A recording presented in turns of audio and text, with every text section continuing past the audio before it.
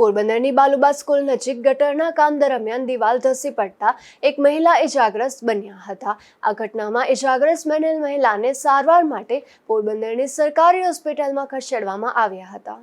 પોરબંદરના બોરીચા ગામે રહેતા રાણીબેન ભરતભાઈ મકવાણા નામના મહિલા બાલુબા સ્કૂલ નજીક ચાલતા સાંઢિયા ગટરના કામમાં મજૂરી કામ માટે ગયા હતા।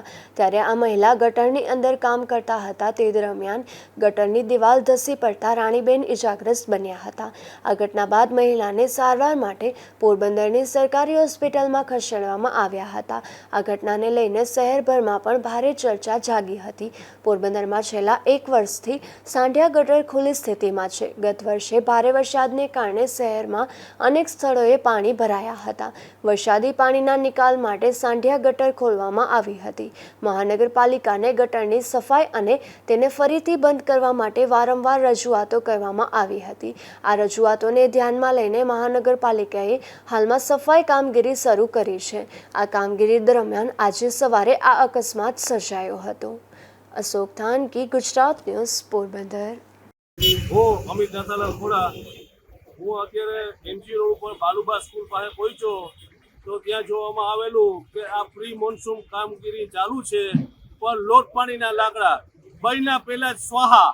કારણ કે આજ આ લોકો વિકાસના ભૂંગળા ફૂંકે છે સરકારશ્રીના અત્યારના માણસો।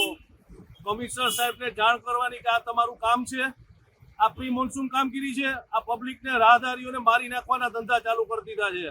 આ ગટર બન્યા પહેલા જ અત્યારના જમીન દોસ્ત થઈ ગઈ છે, તો આ તમારું પ્રી મોન્સૂન કામગીરી છે ને મોટા મોટા ભૂંગિયા ફૂકો છો કે ભાઈ આ અમે આ કામ કર્યું ને પબ્લિકના માથે ટેક્સના ભારણ ઠોકી દો છો।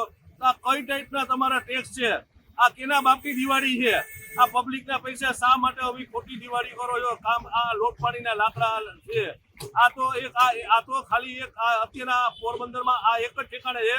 હું તો પોરબંદર જિલ્લામાં બધી ઠેકાણે લોટ પાણીના લાકડા હાલે છે। આજ એસી ઓફિસમાંથી નીકળો બાઈને ને ખરેખર આ ખરાઈ કરો, આ પબ્લિકને મારી નાખશો તમે બધા ભેગા થઈને। આ તમે બધા આ કમિશનર સાહેબ, તમે એટલું તો વિચાર કરો કે તમે કમિશનર છો પોરબંદરના ને કલેક્ટર સાહેબને મારે વિનંતી કે કલેક્ટર સાહેબ આ તમે જોવો કે આ પોરબંદરમાં શું ચાલી રહ્યું છે, તો આમાં હકીકતે ન્યાય કરો ને પબ્લિકને સારું કામ આપો તો પબ્લિક તમારી વાહ કરશે। બાકી આ પબ્લિકે તમને હવે છે ને રોડ ઉપર નીકળી ને હવે ધરણા કરશે। આ એ ધરણા કરે પહેલા તમે સમજી જાવ તો સારું છે।